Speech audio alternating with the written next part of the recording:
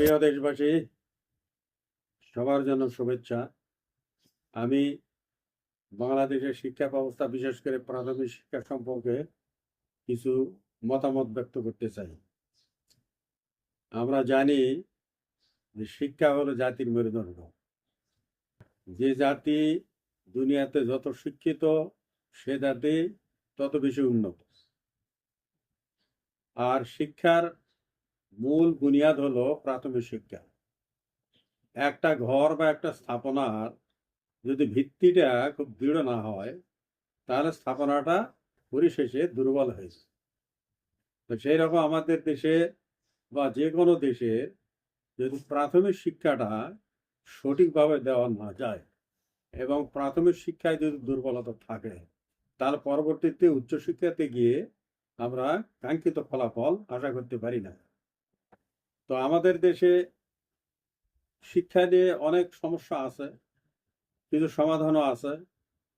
তো মোট কথা হলো, যেহেতু বাংলাদেশ একটা মোটামুটি এখনো উন্নত দেশে পরিণত হয়নি, উন্নয়নকামী দেশ বলে আমরা জানি বা বিশ্বে এইভাবেই কিছুটা পরিচিতি পায়। তা আমাদের প্রাথমিক শিক্ষা খাতে দেশের যে আর্থিক অবস্থা, সে তুলনায় প্রাথমিক শিক্ষা খাতে যে বরাদ্দ, এটা কিন্তু খুব একটা কম নয়।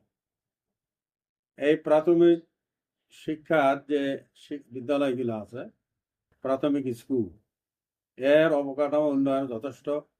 এর আসবাবপত্র এবং অন্যান্য সহায়ক যেগুলো শিক্ষা উপকরণ, এগুলো দেখা যায় অনেক প্রচুর পরিমাণে আছে। তারপরে আর একটা ভাইটাল জিনিস, সেটা হলো যে শিক্ষকদের যোগ্যতা। এখন প্রাথমিক বিদ্যালয়ে আমাদের দেশে প্রায় দেখা যায় বর্তমানে যেগুলা শিক্ষক আসতেছে, যেটা নিয়োগকৃত হচ্ছে, তারা প্রায় সবাই অনার্স মাস্টার ডিগ্রি দেয় এবং তারা ওয়েল ট্রেন্ড এবং সুষ্ঠুভাবে তারা প্রশিক্ষিত। এদিক দিয়ে স্টাফের কমতি আছে বলে মনে হয় না। কিন্তু দুঃখজনক ব্যাপার হলো যে প্রাথমিক শিক্ষকদের বেতন ভাতা ইত্যাদি খুব একটা কম নয়। যদিও আমরা খুব বড় উন্নত দেশ নই, তারপরও প্রাথমিক শিক্ষকদের বেতন ভাতা, অন্যান্য আর্থিক সুবিধা, এটা কিন্তু খুব একটা কম নয়। কিন্তু দুঃখজনক ব্যাপার হলো, এই প্রাথমিক শিক্ষার যতটুক আমরা উন্নয়ন করতে পেরেছি, আচ্ছা, সেটা তো আমরা দেখতেই পাচ্ছি। তো এই যে প্রাথমিক শিক্ষার প্রতিষ্ঠানগুলোতে, প্রাথমিক বিদ্যালয়গুলোতে লেখাপড়ার মান কতটা যে ভালো, এটা বলা মুশকিল। কাঙ্ক্ষিত মান মনে হয় এখানে অর্জিত হয় না, যার জন্য দেখা যায় যে আমাদের শহর মফস্বলে বহু ব্যাঙের ছাতার মতো এই যে কেজি স্কুল, তারপর এই ধরনের আরো কিছু কিছু মক্তব মাদ্রাসা শিক্ষা দেওয়া হয়। তো এগুলাতে প্রচুর পরিমাণে ছাত্রছাত্রী আছে, অথচ এগুলা স্কুলে কোনো আর্থিক সুবিধা নাই, সরকারি কোনো অনুদান তো মোটেই পায় না। এখন এখানে মূল হলো, এই ছাত্রছাত্রী ভর্তি হয়, তারা যে বেতন দেয়, বেতনই চলে। এখানে শিক্ষক যারা আসে, তারা কিন্তু খুব একটা যে মানসম্মত মনে হয় না, তাদের শিক্ষাগত যোগ্যতা খুব একটা পর্যাপ্ত নয় বলে মনে হয়। তা সত্ত্বেও এগুলো স্কুলে ছাত্রছাত্রী অত্যধিক ভিড়, আর তুলনামূলকভাবে সরকারি প্রাথমিক বিদ্যালয়ে ছাত্রছাত্রী খুবই কম, নৈরাশ্যজনকভাবে কম। তার হেতুবাদটা কি? তাহলে নিশ্চয়ই এত সুযোগ সুবিধা, এত ওয়ার্ল্ড ট্রেন্ড প্রশিক্ষিত শিক্ষক, উচ্চশিক্ষিত শিক্ষক শিক্ষিত থাকা সত্ত্বেও প্রাইমারিতে কেন এত ছাত্রছাত্রী কম? তাহলে নিশ্চয়ই কোনো ত্রুটি আছে, কোনো ফল্ট এখানে আছে। এখন দেখা যায় যে প্রাথমিক বিদ্যালয়ে যে পরিচালনা কমিটি খুবই দুর্বল। শিক্ষক যথেষ্ট ভালো, কিন্তু তাদের নজর দেওয়ার মতো কেউ নেই, তাদের সুপারভিশনের ব্যবস্থা এটা নেই।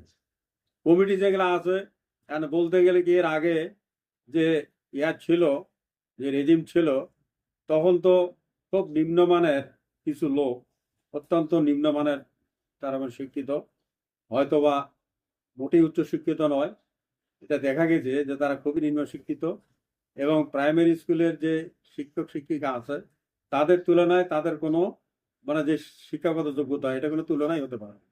এখন এত কম শিক্ষিত লোক একটাই বিদ্যালয় কমিটির প্রধান হয়ে, কমিটির সভাপতি হয়ে যদি থাকে, তাহলে তাকে মান্য করতে যাবে?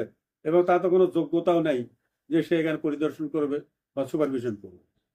তারপরে আরো অনেকগুলান ইয়া আছে যে এখানে ছাত্র ছাত্রী যা আছে তাদের অভিভাবক নিয়ে কোনো মিটিং সিটিং হয় না। প্রায় দেখা যায় যে তারা হয়তো অন্য কোনো কাজে হয়তো ব্যস্ত, বিভিন্ন ফাংশন করে, বিভিন্ন যে জাতীয় দিবস পালন করে, কিন্তু গার্জিয়ানকে ডাকা বা এলাকার যারা গণ্যমান্য লোক, যারা বিদ্যুৎসাহী লোক, তাদের ডাকে যে একটা সভা সমিতি করবে, বিদ্যালয়ের উন্নতির লক্ষ্যে যে কিছু কথা শুনবে বা কিছু আহ, মানে আপনার তার উপদেশ আহ্বান করবে, এ ধরনের কোনো এখন দেশের পরিবর্তিত পরিস্থিতিতে আমার মনে হয় যে বর্তমান যে প্রাথমিক বিদ্যালয়ের অবস্থা, তাতে যারা এখন বিদ্যালয়ের কর্ণধার রয়েছেন, এখন দেখা যায় যে স্থানীয় যারা সরকারি কর্মকর্তা, যেমন উপজেলাতে উপজেলা নির্বাহী অফিসার এবং শহরে হয়তো জেলা পর্যায়ে হয়তো অন্যরকম কোনো ব্যবস্থা হতে পারে, যে মফস্বল দেখা যায় উপজেলাতে উপজেলাগুলোর সব শিক্ষা প্রতিষ্ঠান, প্রাইমারি হাই স্কুল মাদ্রাসা সবগুলা কমিটির সভাপতি হলো ইউনো সাহেব। তো একজন ইউনো সাহেব তার তো বহু ফাংশন নিয়ে ব্যস্ত থাকে, তার উপরে এই যে শিক্ষা প্রতিষ্ঠানগুলা, তারপরে দেখা কি সম্ভব হয়? একটা লোকের পক্ষে তো এতগুলো দায়িত্ব পালন করা সম্ভব নয়। তো এই অবস্থায় আমার মনে হয় যে একটা ব্যবস্থা থাকা উচিত, বা যারা চিন্তাশীল মহল তাদের চিন্তা করা উচিত যে এলাকার বিদ্যুৎসাহী লোক এবং আরো কিছু উচ্চশিক্ষিত লোক এবং কিছু সরকারি কর্মকর্তার সমন্বয়ে একটা পরিদর্শন কমিটি বা সুপারভিশন কমিটি করা উচিত, যারা একটা নিয়ম মাফিক একটা নিয়ম মানে একটা মোটামুটি পরিকল্পনার মাধ্যমে এই বিশেষ করে প্রাইমারি স্কুল হাই স্কুল মাদ্রাসাগুলো তারা পরিদর্শন করবে এবং পড়াশোনা কি মানে চলে সেটা তারা পরীক্ষা করবে, এবং এখানে যদি কোনো ত্রুটি থাকে বা উপদেশ দেওয়ার কোনো ত্রুটি থাকে সেটা তারা প্রদান করবে।